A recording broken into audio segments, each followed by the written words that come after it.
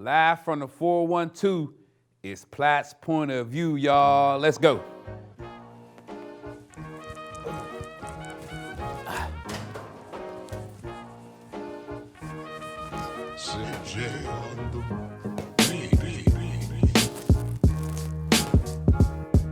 Hey, what's up, everybody? I'm Platt, and welcome back. This is Platt's Point of View, where I give you my points of views on sports locally and nationally, and I honor the old school and new school. I got the high school spotlight, and later on, I'll tell you who needs to turn up and get lit.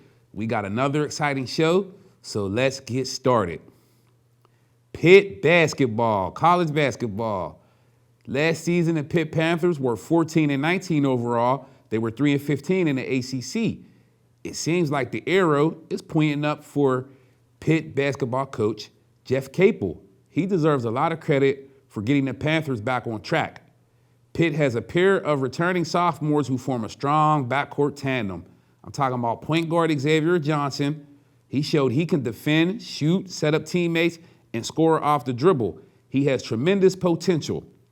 Also, he has shooting guard Trey Mitchell, who comes back. He can get to the basket in a hurry, and he plays hard on defense. With the lack of size, though, with this team, a four-guard lineup might be Coach Jeff Capel's best option. They also bring in junior college transfer Ryan Murphy. I love them junior college guys. Ryan Murphy should add a boost from the three-point line. Also keep an eye out on freshman swingman Gerald Drumgoole. He's a four-star recruit who can shoot, and his offensive game is improving steadily. The front court starts with the continuing development of big man 6'10 center Terrell Brown, who may not score a lot of points, but he provides defense, provides rebounding, and he's pretty much like an intimidator in the middle. Pitt also added graduate transfer 6'9", 250-pound forward Eric Hamilton via UNC Greensboro, graduate transfer. He brings inside scoring and more rebounding, so he should help a lot. Also, freshman Justin Champagne is a rugged swingman who can also rebound and get to the hoop. The Pitt Panthers are deep and should improve. They have a strong backcourt in Johnson and McGowan. Overall, their talent level is solid, but in a loaded ACC, their climb remains steep. Let's go, Pitt. I'm predicting NIT for the Pitt Panthers, y'all, so just pay attention. And, yeah, I think they'll win about 18, 19 games, get an NIT berth. So, yep, Pitt Panthers, y'all, good luck. Next up, Duquesne Basketball down on the bluff. Don't sleep. Coach Keith Dambrot rebuild continues. 3 years ago, he took over a 10-win team. Last season, the Duquesne Dukes finished 19-13 overall, and they had a 10-8 record in the Atlantic 10 play. Duquesne must overcome the loss of its top scorer and rebounder. I'm talking about forward Eric Williams, who decided to transfer and take his talents to Oregon. 4 starters returned from a team that had their highest win total since 2011. You got a junior Frank Hughes. I think Mike Hughes is coming off an injury. You got a sophomore Sincere Carey and Atlantic 10 Six-Man of the Year, Tavian Dunn Martin. Duquesne hasn't been to the NCAA tournament in 42 years. Wow. They also had 5 newcomers. 2 newcomers I'm very excited about, y'all. The first one, Utah Valley graduate transfer, 6'11 big man, Bailey Steele, who led Utah Valley in rebounds last season. Please do it for Duquesne, come on. You also got shooting guard Maceo Austin. All Maceo Austin did was win 4 state titles at Kennedy Catholic, and he adds backcourt scoring, and he looks like he has a lot of versatility. I can't wait to see him play.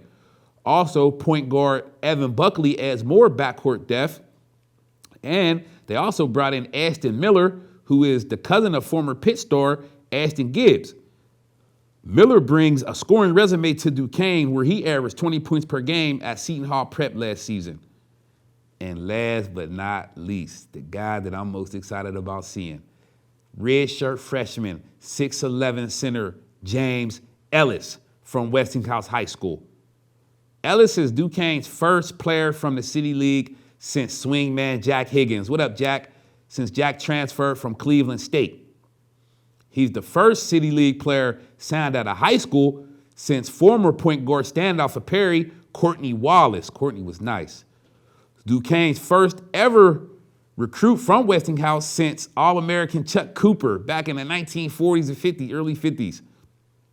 Duquesne will try to improve on a season where they rallied to win 8 times after trailing by double digits, twice by 19. Duquesne has enough talent to hold their own and be a major contender in the Atlantic 10. I'm looking for the Duquesne Dukes to finish in the top 5 in the Atlantic 10. So don't sleep on Coach Keith Danbrot and the Duquesne Dukes, y'all. Pay attention. Let's go, Duquesne. Okay, next up. Who remembers Michigan's Fab Five? Who remembers that? Oh, man, Rose, King, Howard, Weber. They were loaded. Jackson. Well, I'm going to give you my 5 freshmen to watch this college basketball season, plus another kid I'll be closely watching. So let's start with, first, you got James Wiseman, the 7'1", 240-pound center out of Memphis. He's the #1 recruit in the nation. This left-hander brings size, length, athleticism, and some major skills. He's a high-level athlete. He's not just a big body hogging up the paint. He's a true post player, but is very skilled on the perimeter. He's a good outlet passer after defensive rebounds. Man, Wiseman has the skill set to be very special. Think a taller version of Chris Bosh. Go ahead, Wiseman. Get him. I can't wait to watch Memphis. Next, you got a shooting guard, Anthony Edwards. He's going to University of Georgia. He's about 6'5", about 225. He's very athletic. He's a strong 3-level scorer who plays above the rim. He's an effortless scorer who has a very quick first step, who can also create for others, and his athleticism makes him unguardable. So scouts are saying this guy's going to be like a top 10 pick. Check out Georgia basketball. He's another pretty talented freshman, Anthony Edwards. Next up, you got Nico Mannion, 6'3", 190 point guard. He's going to University of Arizona. Nico Mannion burst onto the scene as an 8th grader where his crazy ball handling skills went viral on YouTube. Coming out of high school, he averaged 30 points and 6 assists a game. He can score, he can create for others by using his quick first step to take defenders off the dribble. He's a consistent 3-point shooter, he's a leader, and he makes sure he keeps his teammates involved. So we watch Arizona basketball, check out freshman Nico Mannion. I think he's going to be special.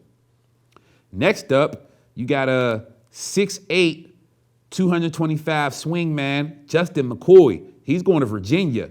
He originally committed to Penn State. McCoy has guard-like ball handling and passing skills. He has a good 3-point stroke that goes beyond the NBA 3-point line. He's a bruising swing man in the mold of former Virginia star DeAndre Hunter, who's now playing for the Atlanta Hawks. So you watch Virginia basketball, check out Justin McCoy. I think he's got some sauce with him. He's going to be special. I like that guy a lot. And last but not least, we got a local guy, Trey Mitchell, 6'9", 230, power forward, big man. He went to Elizabeth Forward. He was a standout there. He transferred to Woodstock Academy. Mitchell's a good rebounder. He has a nice arsenal of moves from the post, and he can stretch defenses with his perimeter shooting that seems to get better by the day. It's rare a top 50 recruit picks UMass. Matter of fact, Mitchell is the 4th highest rated basketball recruit to commit to UMass since the rating system has been put in place. Man, I haven't been this excited about UMass since Lou Rowe. Remember Lou Rowe? He was a beast.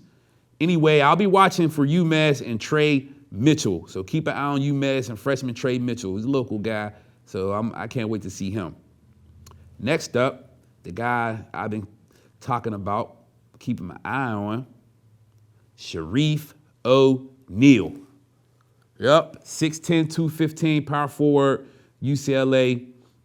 Last year he had a medical red shirt because he had open heart surgery. God bless, he made it through that.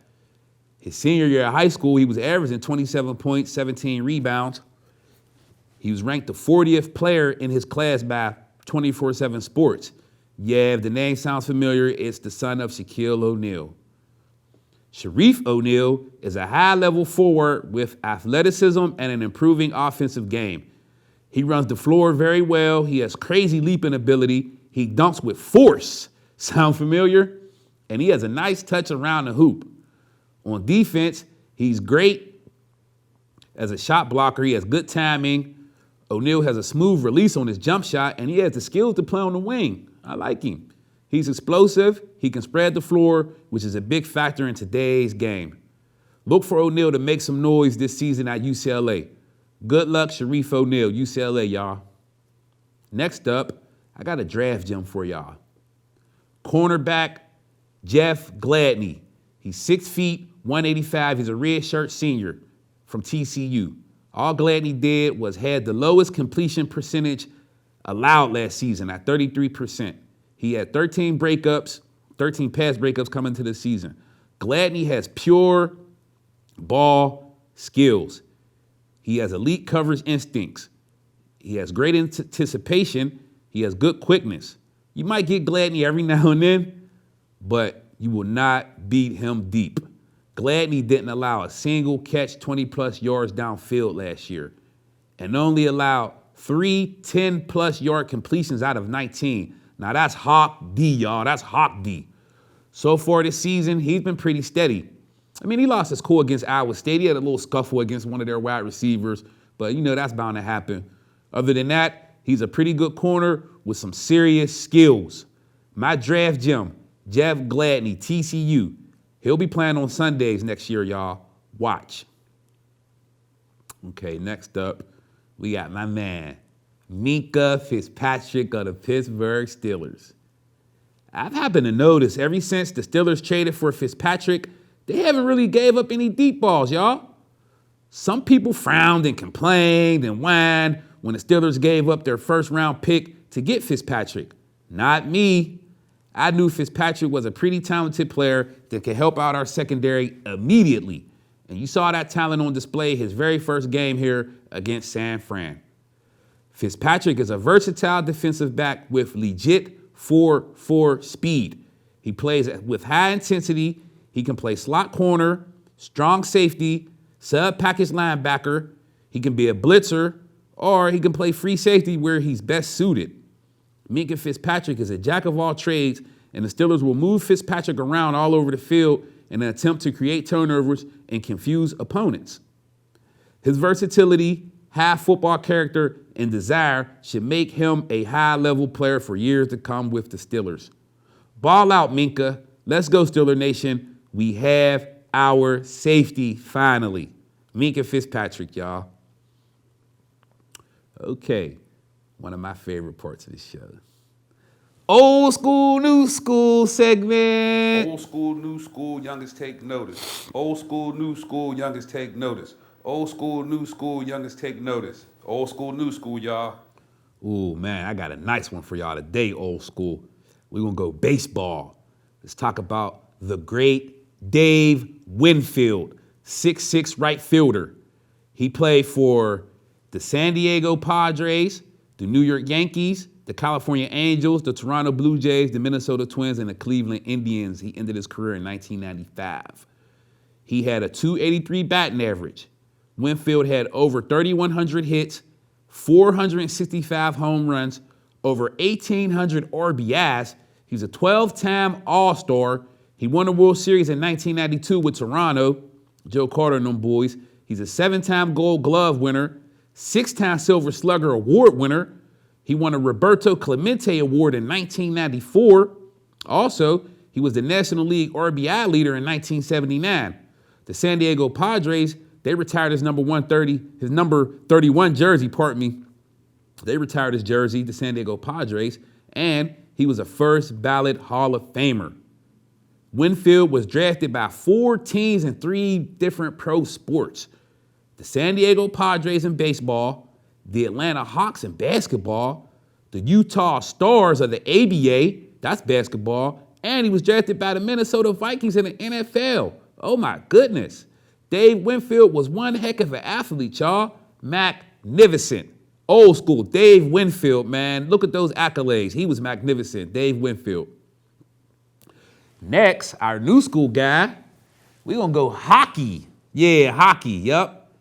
Connor McDavid, the center for the Edmonton Oilers. Connor McDavid was an NHL All-Rookie team. He's been an NHL All-Star the last 3 seasons, 17, 18, and 19. He's an Art Ross Trophy winner in 2017 and 2018. That's the National Hockey League points leader. He's a Hart Memorial Trophy winner. That's the team MVP. He took that home in 2017. He also won the Ted Lindsay Award, which goes to the NHL's most outstanding player in 2017 and 2018. McDavid is an offensive machine with the hockey puck, man. I'm telling you. An explosive skater with breakaway speed. His balance and ability to control the puck at high speeds is unmatched. McDavid is a very intelligent player who will outwork and outmaneuver any player. He's an elite playmaker who makes good, crisp passes both forehand and backhand. McDavid can be a hothead at times when things don't go his way. But overall, Connor McDavid is the total package. Generational talent. Go hard on the ice. Connor McDavid, y'all. NBA Most Improved Player will be Charlotte Hornets forward Myles Bridges. He's 6'7". Last season, he averaged 7 points, 4 rebounds, and shot 46% from the floor. Bridges had a successful rookie season and showed a lot of promise, especially near the end of the season. Bridges was a starter after the All-Star break and averaged 9 points and 5 rebounds. He's very active defensively and showed improvement as a playmaker. With the season just beginning, Bridges is a starter now. He can defend multiple positions and get to the basket in a hurry. Bridges has crazy athletic ability and has improved his three-point shot and his ball handling. With former point guard Kemba Walker gone, Bridges should get a lot of shots and handle the ball a lot more and be on the court for longer stretches. Myles Bridges has all the talent in the world, and the Charlotte Hornets really believe in him. So look for Bridges to rise to the occasion and give us some exciting basketball to watch this season. Myles Bridges, my pick, NBA Most Improved Player. Now, my NBA Defensive Player of the Year will be Philly big man Joel Embiid. Embiid is the best defensive player in the East on the best defensive team. Embiid is an eraser in the paint. With a 7'4" wingspan, he's very athletic and covers a lot of ground. He's a terrific shot blocker and rebounder. This could be a big season for Embiid, especially on defense. If healthy, look for Joel Embiid to win Defensive Player of the Year. Joel Embiid, y'all, my Defensive Player of the Year pick. Okay, next up, we got our high school spotlight. We're going to go basketball. Female, Gateway High School, Lexi Jackson. Out of Gateway, she's 6'3", she's a senior. Last year, she averaged 16 points a game, 18 rebounds, and 5 blocks. Her career high was 37 points, 16 rebounds, 11 blocks, triple-double against Baldwin. She killed them, destroyed them. Jackson was being recruited by Western Michigan, James Madison, North Carolina A&T, and Radford University. Lexi Jackson decided that she wanted to take her basketball talents to the University of Kent State.